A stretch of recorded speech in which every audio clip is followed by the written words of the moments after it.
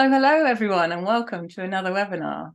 This time I'm going to be talking about Ultrarunner versus Immobility because I have a guest with me today, Meera Oldroyd. Welcome, Meera. Hello. and so yeah, there's a massive contrast between Meera's experience and mine, although there are a huge amount of similarities as well. So I thought it'd be really cool to talk about the differences that you have exploring with pain, Meera. And how I've managed with my own experience of not being able to walk or having limited mobility the majority of the time. So very, very different from someone who's running, 100-mile marathons through choice. So Meera, maybe you can just start by introducing yourself and just, giving a little bit about yourself and maybe why you like to do ultra marathons. It's a great question. I've not quite got the answer to it yet. I'm a personal trainer and running coach and all the kind of coaching stuff. I actually started ultra marathons like a year and a half ago, and I used to hate running. I've always kind of been sporty, but for me it was like, I remember really significantly, it was November 2021, I think, and I was kind of at a real low point with my mental health, and kind of it had been building and building and building and building for a very long time, and I just was so uncomfortable with my thoughts, with sensations, with feelings, emotion, everything. I was just trying to block and stop every single thing ever happening. And I remember just randomly one night watching this video came up on YouTube of this guy that ran like 90 miles like for fun, which was ridiculous. And I couldn't comprehend that was even possible. Like I hated running. It was just this torturous thing, and anything where I had to be alone with my thoughts was awful. I'd constantly be in a mode of distracting and being busy and relying on productivity and the whole kind of Western achievement sense. And yeah, it was really weird because it was kind of like, I was like, right, I'm gonna do one of these crazy ultra marathons. And I found one that was 6 months later, and it had quite a lot of mountains in it, and I have a crazy fear of heights. I've never liked going up mountains. I've never liked anything that's at all gives you any kind of physical sensation. So I booked it straight away, and I was like, right, I've now got 6 months to figure out how to be alone in my thoughts, because I'm going to be running for 12, 15, 18 hours, how to get over my fear of heights, how to be uncomfortable, how to all of this. And I wasn't quite conscious all of that, but it was kind of slowly came to the surface. And then it was also like, oh, and I also need to figure out how to run and how to like how you actually do that. And I was so oblivious, I had no idea what I was doing. And yeah, and then 6 months I just gradually ran more, and whenever I did any kind of physical exercise, it was always like headphones in, music loud, like so loud that you can't hear any of your thoughts. And I kind of thought, well, I can't listen to music for like 15 hours when I'm running this thing. So gradually like weaned off the headphones, and before I knew it, I was running for like 2 hours in nature without any headphones and completely kind of content. And it somehow became like an exploration of how to be okay with me, and how to be okay with discomfort, with emotions, with feelings, with thoughts. And it just seemed like a really wonderful like medium to explore that, which it sounds ridiculous, it doesn't kind of add up when you word it, but it from the outside looked like this really cool thing that I was doing, like, wow, like this girl, like she's crazy, it's like, what a machine.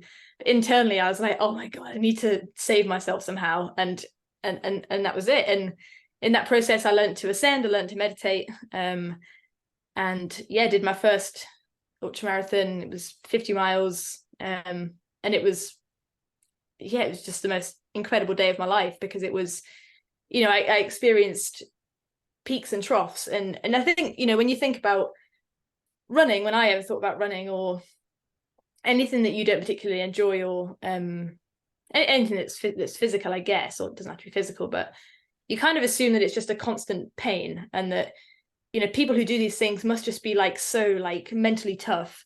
And I disagree. I don't think it's, I don't know, I think there's two perspectives. I think we often put like people who do, I guess, hard things in life on a pedestal because, oh, they're good at suffering and they're good at just kind of pushing through. And I think that perspective isn't really something that excites me or interests me. To me, it's more like, how can I have fun in the midst of all of this experience, you know? Because to me, what's the fun in like just suffering for like 15 hours, you know? Like there's no joy in that. And yeah, it just became a complete kind of dance of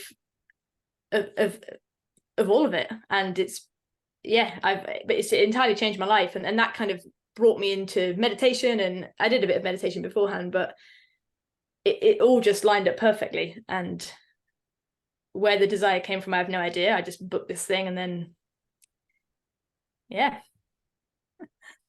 So yeah, a couple of things there I just want to ask you about, actually, because yeah, obviously I teach Ascension, so I know the power of the tool and the difference it makes in my own experience with the dialogue in my mind about what is happening, the state of my body, and, you know, all of that. And it's helped me change my relationship with all of it. So there may still be pain, but there isn't any suffering. Mm-hmm. And so I just wondered if you noticed a difference from before, when you were running before, and then when you learned to ascend, you know, because you talked about learning to be with discomfort, you know, because for me, if you can be with discomfort, it passes. Like it's always transient. It never stays. It only stays when we try and push it away.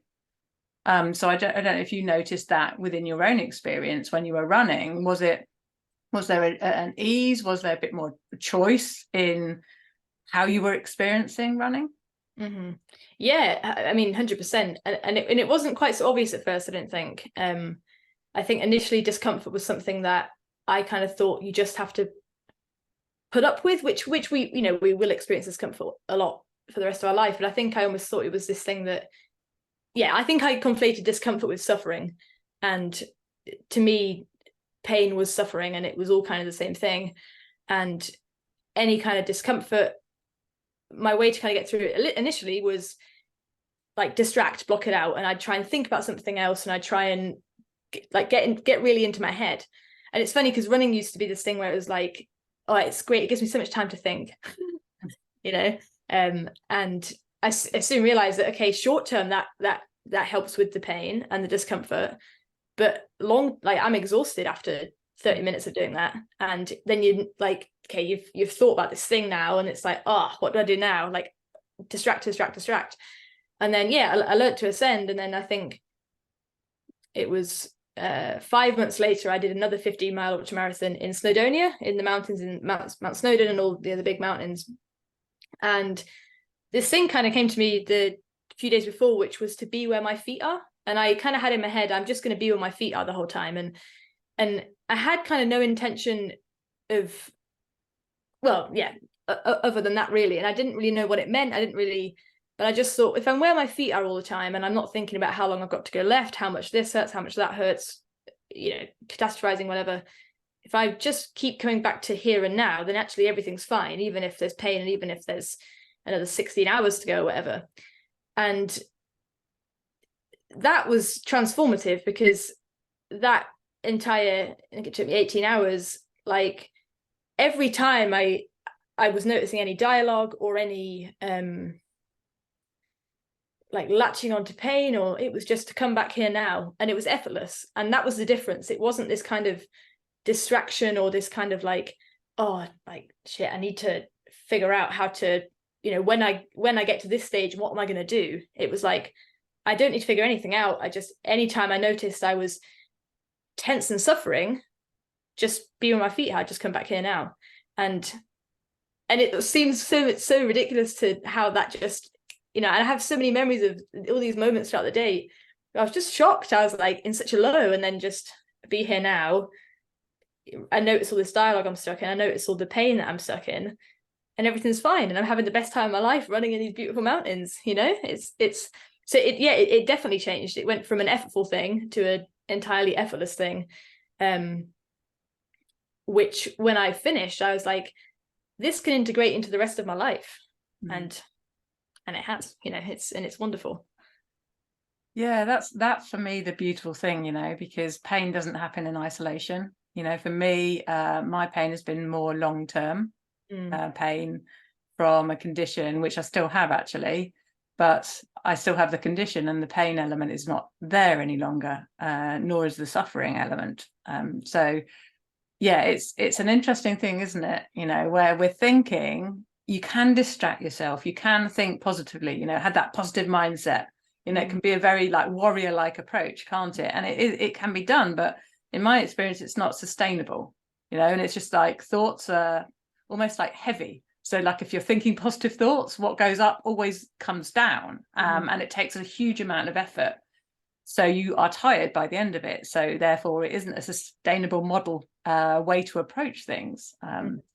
And I found that as well. I mean, for me, I don't know if it helped with you being able to run, because, you know, particularly with the fight or flight response, which gets triggered within us, not through severe danger, you know, with our life being threatening, but with the thoughts catastrophizing about things. You know, there's fear there, there's a need to fix things and change things and solve things.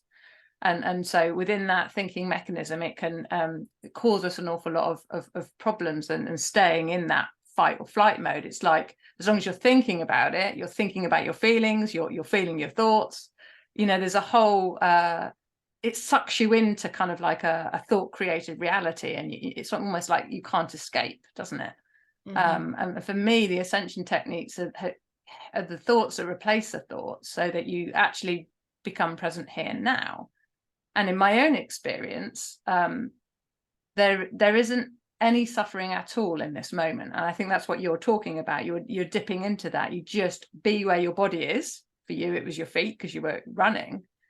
And then you can have a completely different experience. You're just here now. There's no dialogue telling you what your experience is like.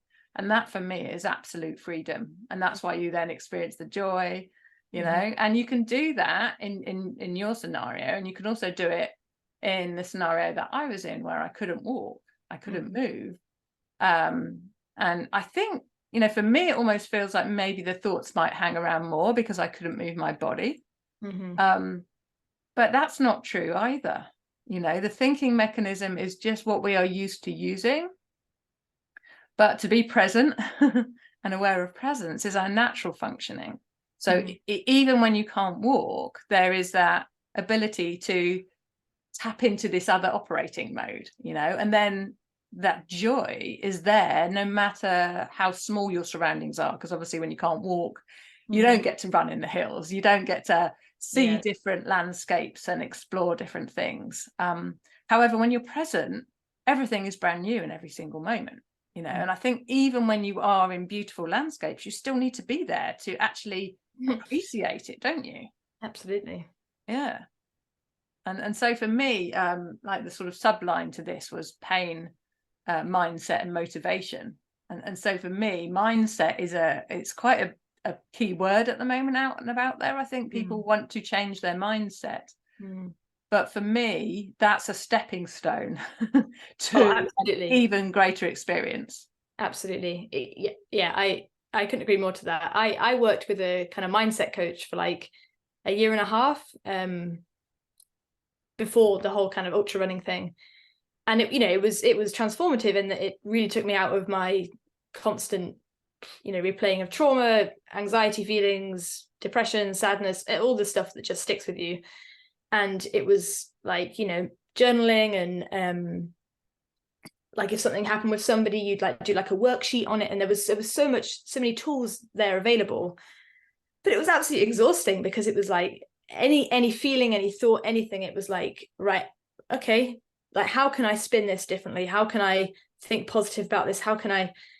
And it got to a point where it was just like, this is like exactly what you said. This isn't sustainable. You know, it's exhausting. And all, you know, the mind to me has always just seemed like this, like a game of tennis. You know, like, okay, there can be a negative thought and a negative feeling, or however you want to frame it, And then of course I as the human can like, okay, well, I'm going to put another positive one back in there, or I'm going to block it away. And then because I've then hit the bat, someone else, like my mind's going to hit it back. And I remember really significantly being, I don't know, maybe 9 or 10, and kind of lying in bed one night and just like watching my mind just do this like back and forth. And I was trying to like stop my thoughts, because I didn't think you were supposed to have thoughts, and especially like scary ones.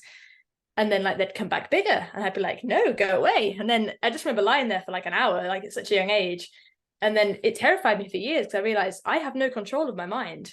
And I didn't realize that was normal. You know, I thought everybody was walking around like, you know, super controlled of everything.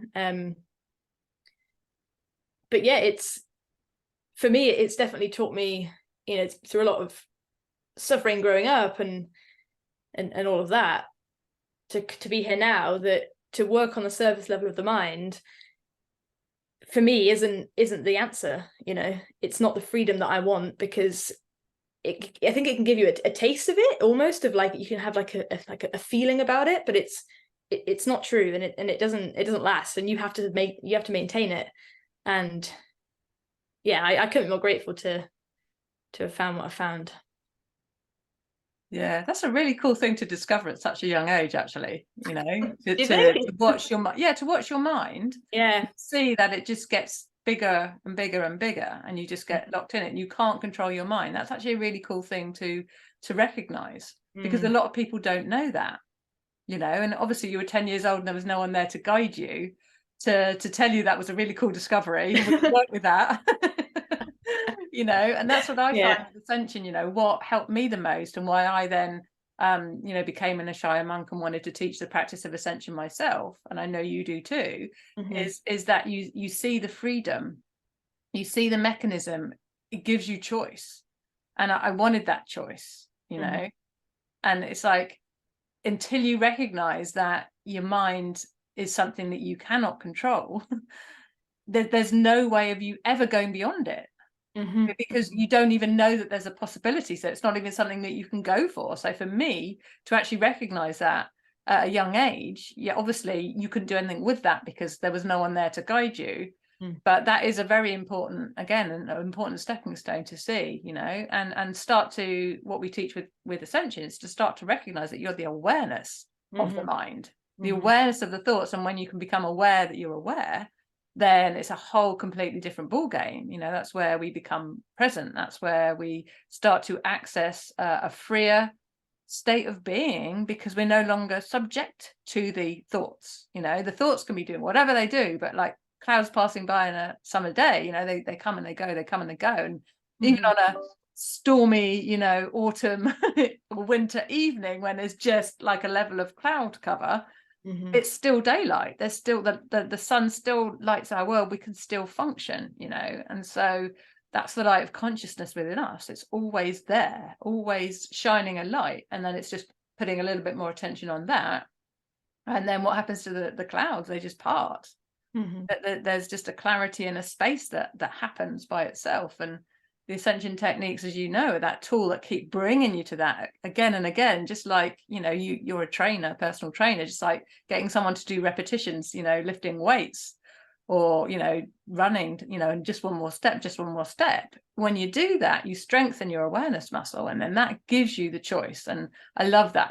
That's where the freedom lies for me, is the choice to be able to choose for a different experience, not necessarily choose to change the course of your life, not necessarily control. It's not control at all. Choice is about being able to access that operating mode that has access to, yeah, like universal intelligence. So that almost like what wants to happen, what wants to come through you and serves you best, can actually find you, can actually happen through you. So that, I should imagine, you're starting to access that will actually help them with the running. So that you're not doing the running is happening through you. Maybe you noticed that difference.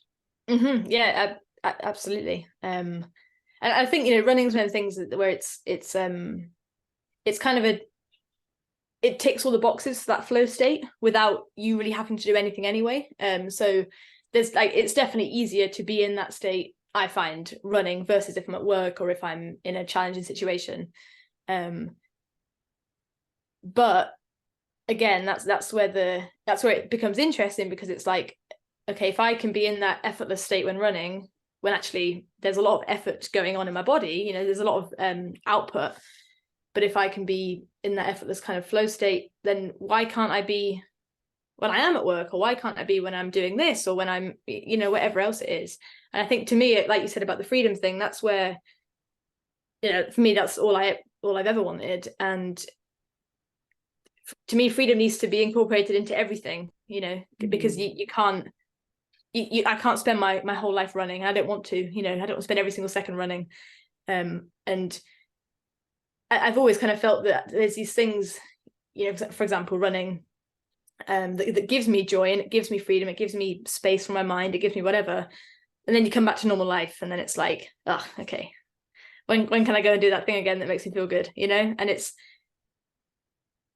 I think that's where the kind of compulsivity of exercise can come in with a lot of people, and or, you know, other addictive things, because it makes you feel good, and it's our only, when you don't know any other way of coping or any other way of feeling good and free, of course you're going to go and do them things. But then them things drive you and control you, because you feel like you can't be without them. And again, that, for me, that's the freedom that, you know, learning to ascend and meditate has given me, because it's always there, regardless if I'm running or if I'm not running, or if I'm wherever, it's within me, you know. And I've heard that so many times for many years. You know, I started reading about like meditation and whatever, and I was like 15, and I always tried to like figure it out, like, that sounds great, but how do you do that? You know. But yeah, to experience that is like, it's amazing, you know. That's like, it's true freedom. Yeah, and you can't get it from books, can you? For me, again, books, I had a state, I've always loved reading books, and for me there was a time in my life where I was just a student of books, basically. I was devouring every single self-help book I could get, you know, and it was all about living in the now and peace, and, you know, all of this freedom that you can have it, but it was all theoretical. Yeah. So I just got to a point where I stopped, because that wasn't serving me anymore. You know, that was inspiring me, it was showing me what was possible. I totally believed the authors, you know, like they were having that experience, but there aren't so many books that actually give you a replicatable way that you can use in your everyday life. And that's, for me, what the Ascension practice gave me. You know, when Ascension found me, when the Ishayas found me, I don't believe I found them, I believe I got to the point where I was curious enough and open enough to be willing to try something different, so that I could get different results. And within that exploration, I did start to experience things differently. But you can't do that from a book, you know. That's why we teach Ascension only in live in-person courses, rather than a video course, or even on a Zoom, you know, a live Zoom meeting. It kind of doesn't work, because there's a direct transmission of the experience from somebody who's already experiencing it.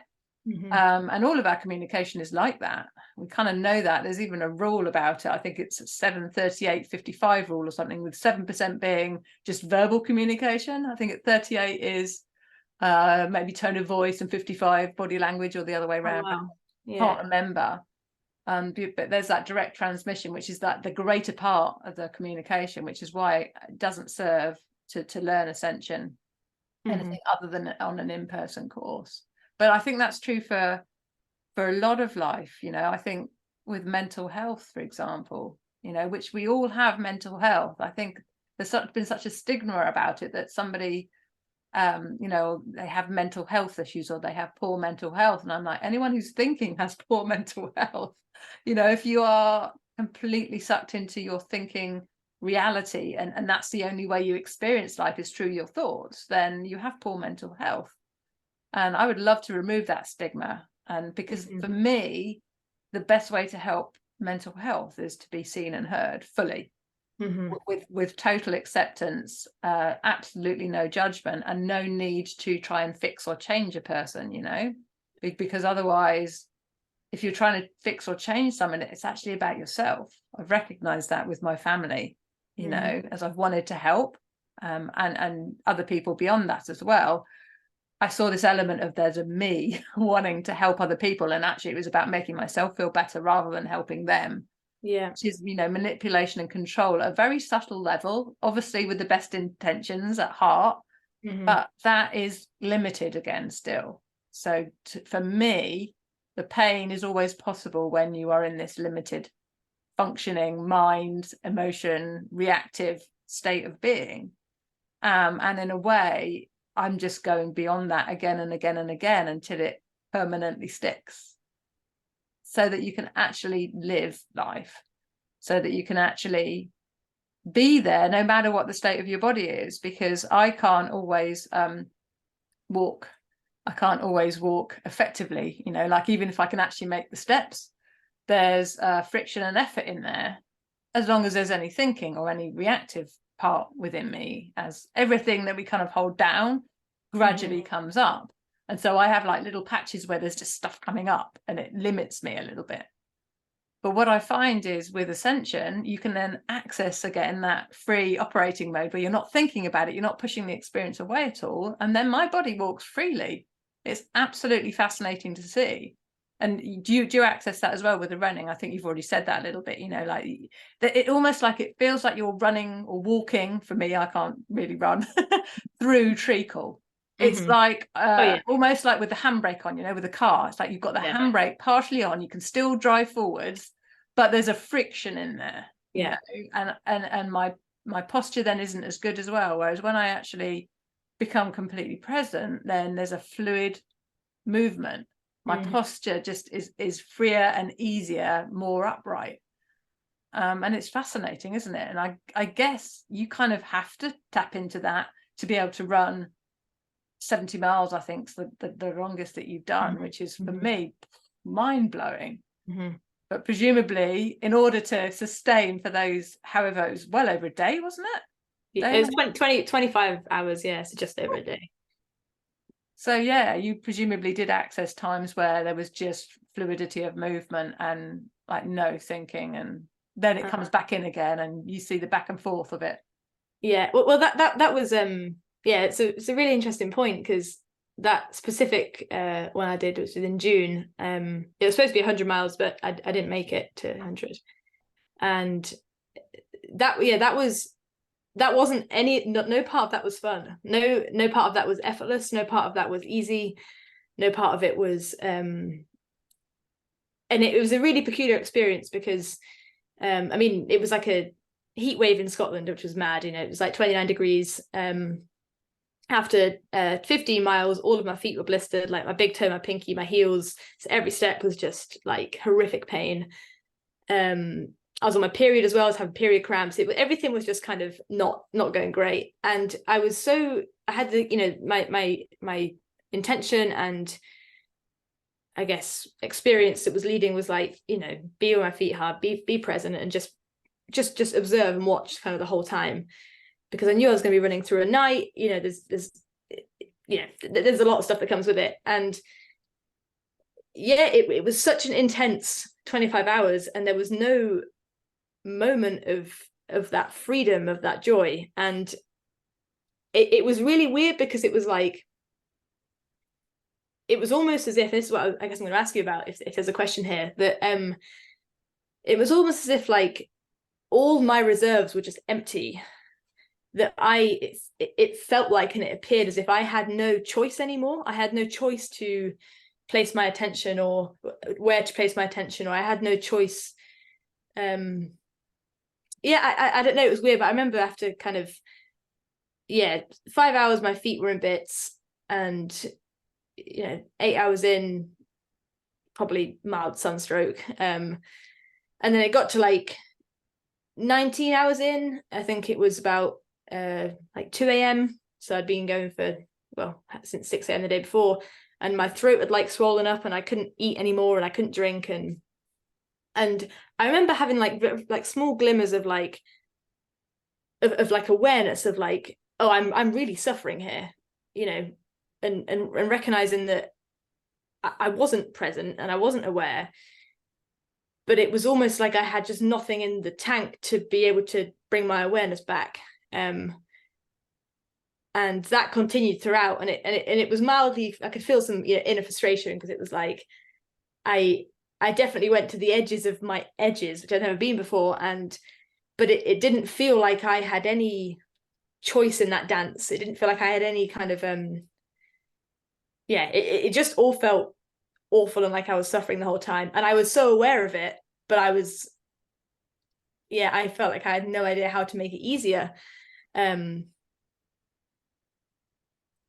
don't know what there is from that, but yeah, well, no, I recognize that in my own experience, that when I am doing a task, when I'm carrying something out, particularly if I have any agenda within that I have a result that I'm looking for, that hooks me, and so then that's when I can lose any sense of being present, and there's a recognition that I know what to do, and it's like I just can't do it, because I'm hooked by a thought that I can't see. Now, that's the thing, is like the thoughts in our head, none of them are us, but there are some of them that we identify with. So there'll be sometimes when you can think, yeah, that's a thought, and you can let it go, but it's the thoughts underlying those thoughts that we are identifying with that causes the problem. And I think when I'm doing something and I have a particular outcome in mind, or a time scale or something, like there's some form of manipulation actually in there, that there's an agenda, there's an expectation of it looking a certain way, that's what can disable me in a way, disable me mentally as opposed to physically, but then the physical always follows in my experience. And so for me, just recognizing it, that because if you recognize something, you're opening up to choice. And so once you recognize it, all you need to do is acknowledge it, like, not able to be present right now, this is just the experience that I'm having right now. I think when you can just be 100% with the experience that you're having right now in this moment, that provides space, and in the space is the awareness that you start to then recognize, because you're no longer trying to control the fact that you're already controlling and resistant, and it's the first step that you can always do, I think, is to just actually land in this moment fully and accept it for exactly how it is. I'm suffering, I'm resistant, I'm thinking, can't do anything about it.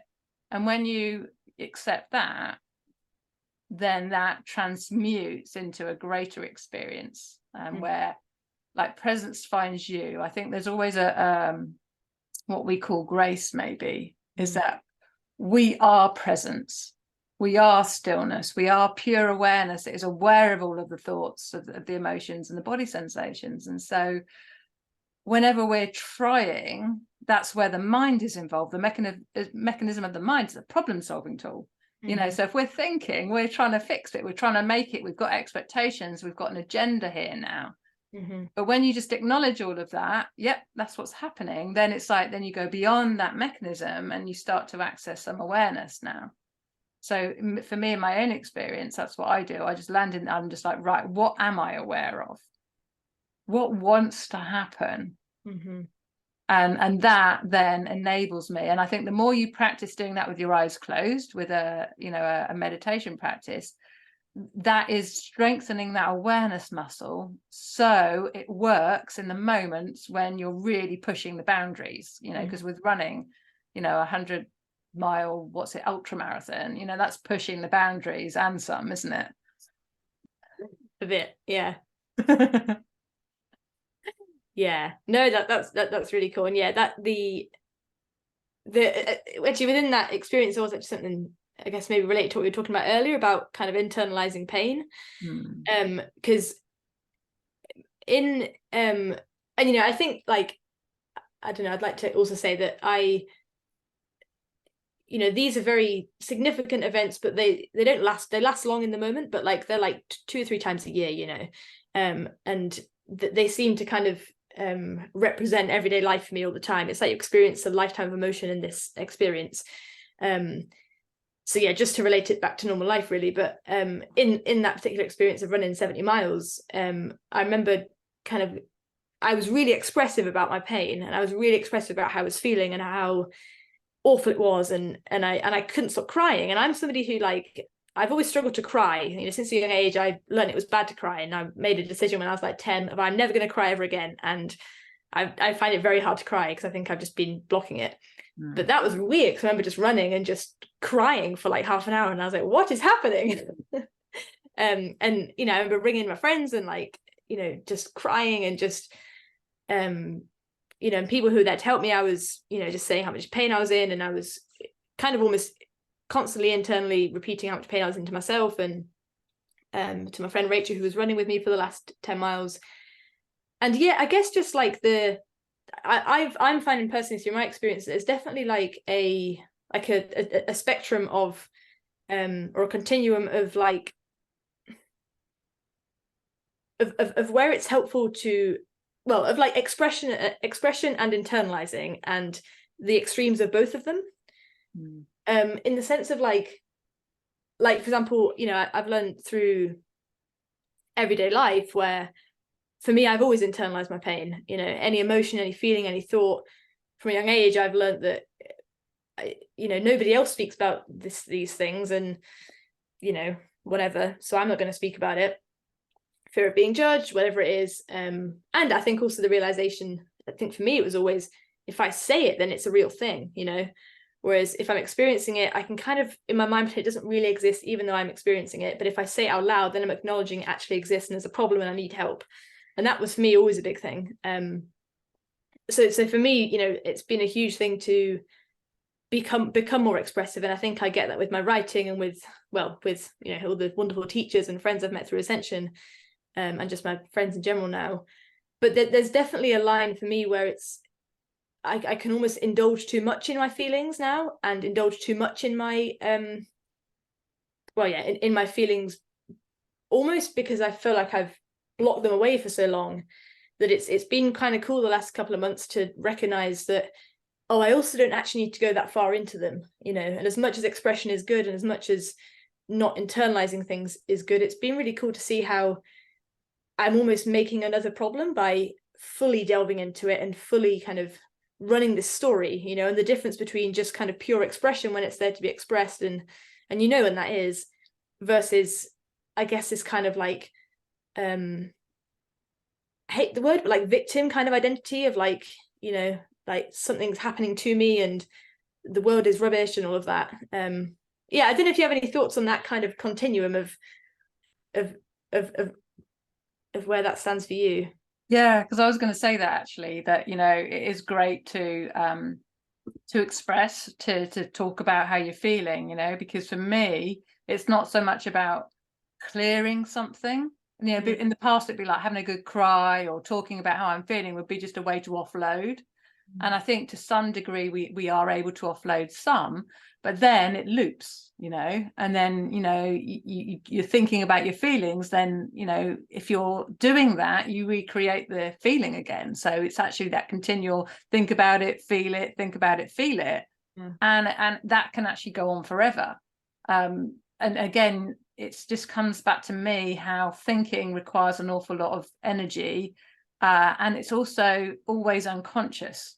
So when we're thinking, and even if we're talking from that thinking state, like almost like we're talking out our thoughts out loud, we're still in the mechanism though. So expression isn't actually the freest experience we can have. Paying attention is. You know, and so for me, paying attention gives some space. So you might still be crying, you might still be talking about it, but then just pausing for a moment. And for me, it's like getting out of your head and into the body is the best way. You're still on content, you're still aware of content, and that's not the freest experience you can have. But if you can put your attention on your body, like, where am I feeling whatever it is? Where am I feeling the pain? Where am I feeling and it's all pain, whether it's an emotion or whether it's a physical sensation. It's all, you know, what is actually emotion? It's energy and motion, and there's actually a pure feeling, which is a physical sensation. And the emotion really often has dialogue, if not always has dialogue wrapped around it. So, you know, when we call something sad, or we call it angry, or we call it painful, there's actually a label there. There's a dialogue and a story wrapped around a very pure physical body sensation. And when you can bring your attention back onto the physical body sensation and just pay attention and explore that. So what is that actually like? So I'm calling it sharp pain. What does a sharp pain mean? Pay attention to the visceral sensation in your body, then it starts to shift and change, and your experience of it is very different. For me, it always softens and loosens up and relaxes when I'm just paying attention. Sometimes if there's still dialogue going on that I'm not recognizing, like I feel like I'm paying attention and actually there's a little bit of subtle, then it stays locked in. But then you just get curious, like how big an area is it? Is there a focal point? Are there edges to it? And as you do that, it certainly helps when you're locked into something to have someone guide you through that process. I can do it for myself now, but I didn't used to be able to. I could often do it sort of after the fact, when everything had calmed down a little bit. Right now I've got a little bit more alertness, I can do it. But it's doing it at the stage when you can do it. And then it's an art form, getting used to being able to be in your body with the sensation that you're having, because then you're not thinking about it and you have a different experience of it. But we're so used to kind of almost like half jumping out of the body, really. And we're experiencing it through the thoughts. Like the thoughts are going, well, this is this and that, this is that. And there's always some thoughts underlying the ones that we can see that is causing a friction and a pressure in our experience. And just coming back into giving all of your attention to your body enables everything to kind of loosen up, to free up, because pain isn't a locked in experience. And so I love that when I explore with people and they start to see, and the pain moves to another part of the body, and for them they thought, no, it's that part of the body is broken, and then it moves and that part doesn't hurt anymore, but somewhere else does hurt. And that's actually, obviously you want the pain gone, but that's freeing in and of itself, because now you see it's not static, it's not this locked in experience. So for me, coming back into the body is like the first step of raising your level of awareness and being so curious about it. Like, let go of everything you think you know about this. And for long-term chronic pain, that can be quite hard. And I think maybe experiences that you have again and again, for example running, obviously that's you're recreating it in the moment, maybe if your feet are getting mashed up when you're running. However, there's still probably a long-term dialogue that you are used to having. It's the same stuff. Stress always moves through familiar channels, so you start to really see that. And coming back into just paying attention, the more you see, the more you're free in a way. Yeah, that's cool. Just in the recognition, it opens you up to a different experience.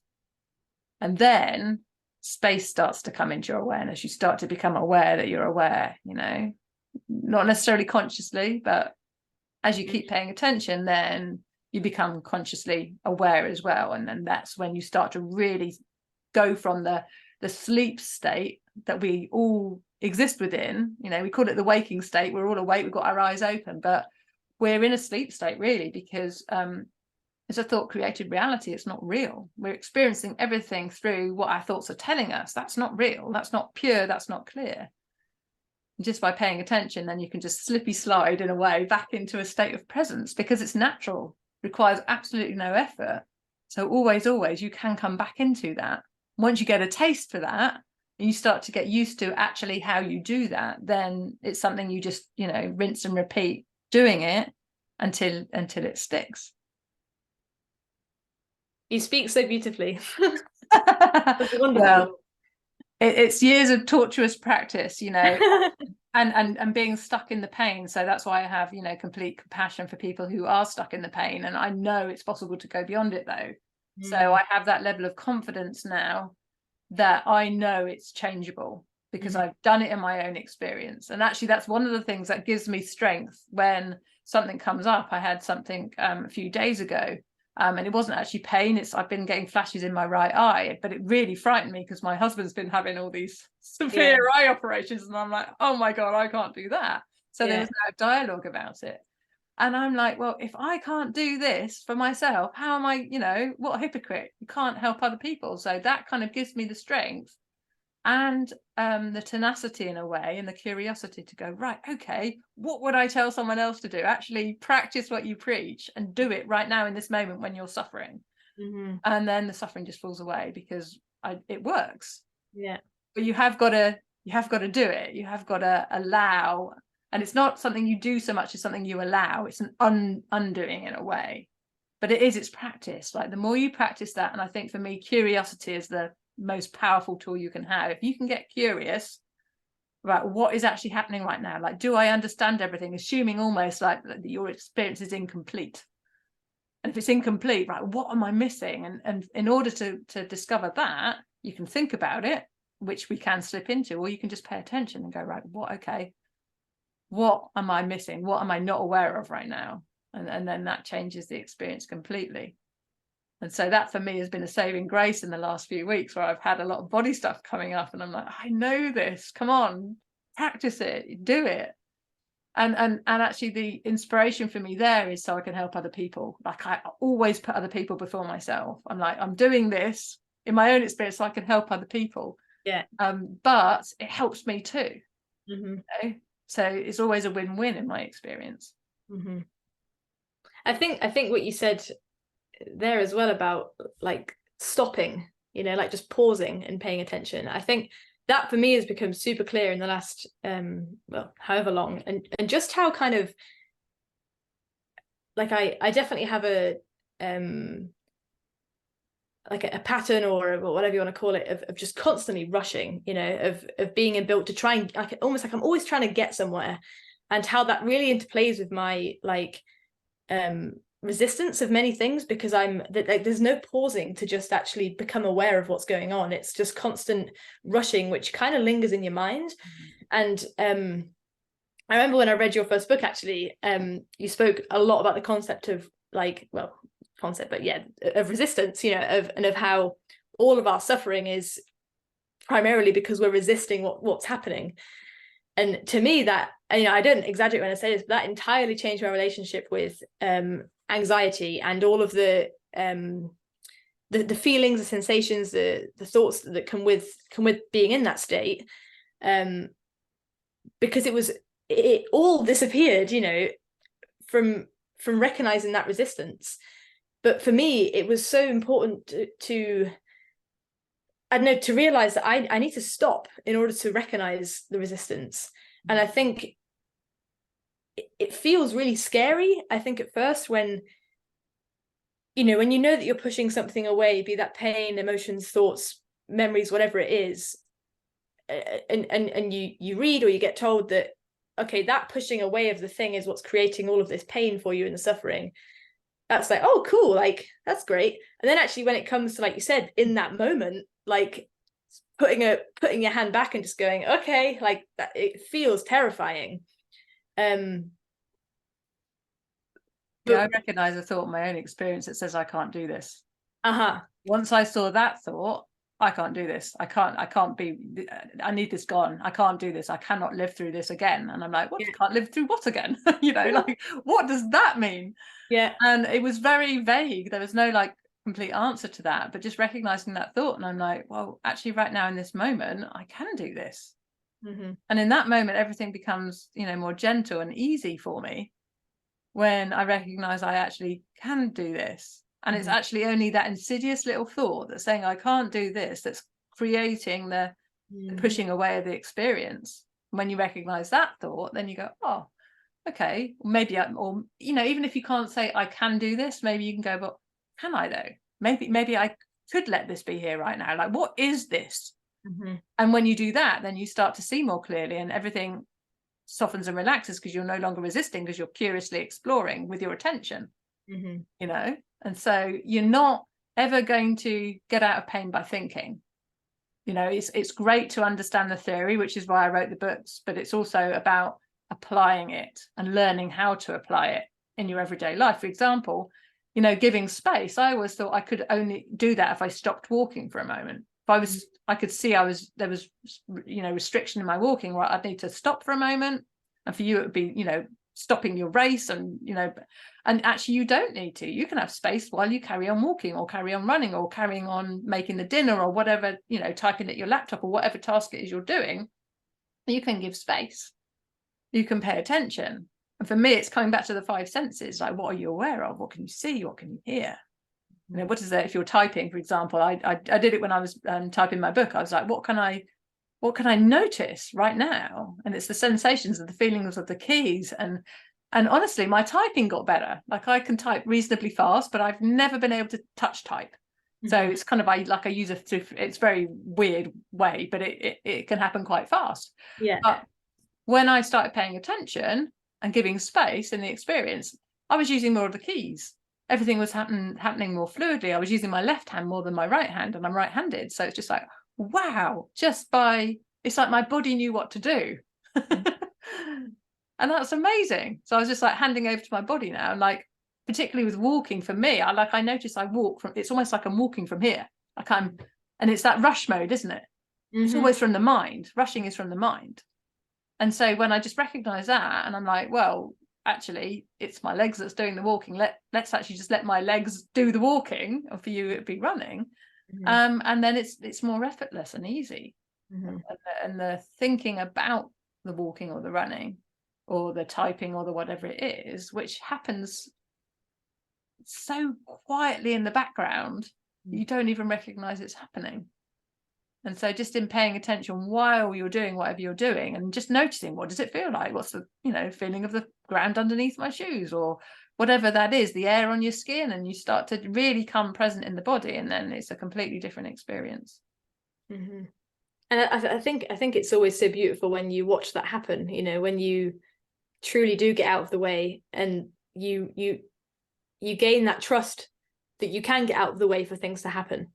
And I think for so long, when you've operated in that mode of you doing all the work and you doing all the effort, like, it's a nice idea, but like, it's almost like, no, like, nothing's gonna, like, the world will just collapse if I stop doing, but it's, for me anyway, it's been, and it continues to be, so exciting and freeing that, like, the more I get out of the way and the more I let everything happen that's already happening and wanting to happen, like, life is just way better, and just the contrast between, the mind wanting to do everything and wanting to control everything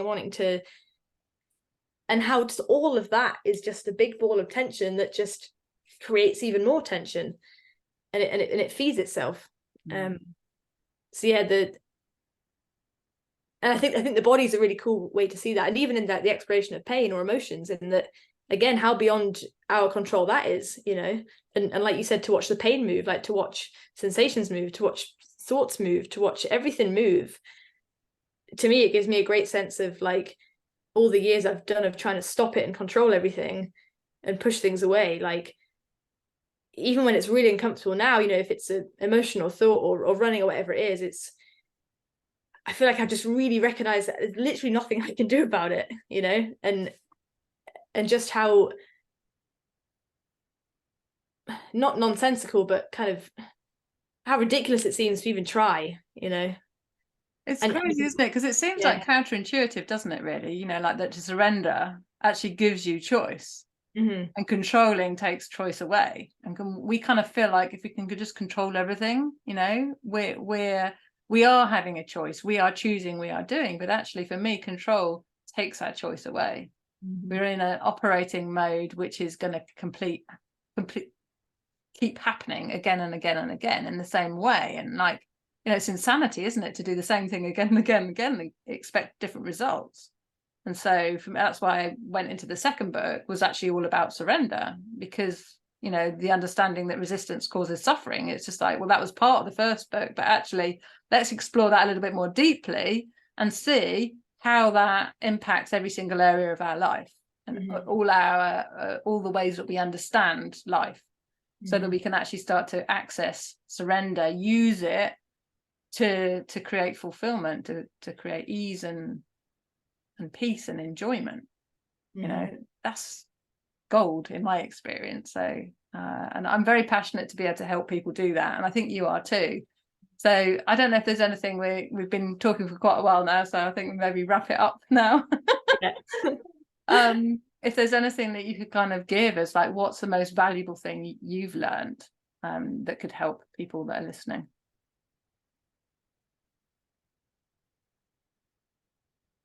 I think really, well, I mean, wow, there's so many things, but two things, if you let me have two things. The first thing is to not do it on your own, because I tried for so long to do that, with endless books and myself, and it doesn't work. And as much as I still have this thing that's like, oh, I shouldn't ask because I'm a nuisance and I should just kind of, I'll figure it out. The second I speak to anybody, a teacher, you know, anybody, it's like, oh, everything's fine now, you know. And just how we are all here to hold each other's hand and to walk each other along. And, you know, that's one huge thing. But I think it's the second thing really, which for me has been absolutely life transforming, is to recognize that resistance and to have some kind of tool to stop resisting, and to learn to surrender to it.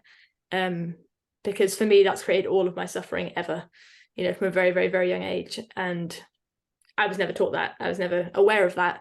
I've been constantly trying to fix my feelings, myself, my problems, my life. And, you know, there's so much there that we can all find wrong with us. But ultimately, there's nothing wrong when you don't have any resistance to it. And there's a really great quote, actually, which I guess would be nice to finish on, if I can remember it correctly. But it's something like, oh, damn. Like, you know, if you stare into the, no, oh, I've completely forgotten it, Meera. It's something about staring into the abyss and being so afraid of it until you jump into it and you realize it's nothing but a feather bed. It's something like that. But how we kind of imagine this abyss of, you know, feelings and fear and life to be, and you stay so away from it, but then you jump into it and you realize it's not just a nice comfy bed, because that jumping into it was the act of surrendering. And I that wasn't a specific quote, but it's something like that. And, and I love it. Yeah, it just comes back to, you know, the light of consciousness. Like, the more we face whatever we're afraid of, it's actually just like turning the light on in a dark room. So it might be really scary, all these shadows, and you think there's monsters in there, and you turn the light on and oh, it's just a coat on a chair, you know. So in and that can transfer or translate into our experience of everyday life, you know, like we've got these things that we're afraid of, but when you actually stop, pause, give some space, you know, look at everything with innocent eyes, you know, like pretend you don't know, then it's like turning the light on, and then you see more, you see the experience very, very differently. So that's I think the top tip of the day, isn't it, really, is to just like pause for a moment, pay attention. What are you aware of? What are you missing? What's here now? So that when you do that, then the experience just clarifies and purifies, and you're not thinking, you know, you're not experiencing this moment through your thoughts, which is always going to be pressure filled and limited. Mm-hmm. So thanks for your imperfect quote, which I'm probably going to go and look up, maybe at some other find the actual quote. Yeah, so, well, I mean, you mentioned my first book, and so I will put links to my books in the description for anyone that wants to have a look at those, and also if there's anything that you want to share so people can find you, Meera. I do a bit of writing, which I'm sure you can link to but I write articles about my running and my exploration of pain and life and all that kind of thing. I make some funny videos on YouTube, some kind of documentary style videos, and yeah, for work, I work with women to help them kind of be pain-free in their body, and to find a love and joy for exercise again, and to stop it being something that they hate. That's me. But you can find me on Instagram, probably is the main place, which I'm sure will be below somewhere. Yeah, perfect. Well, I'll get you to send me some links, and I can put all those on for people so that they can find you if they want to chat with you or read your articles or find out a little bit more about what you do. Perfect. Well, thanks for joining me today, Meera. It's been Thank you so much. I loved it. Yeah, me too. Thank you. Thanks, everyone. Bye. Bye.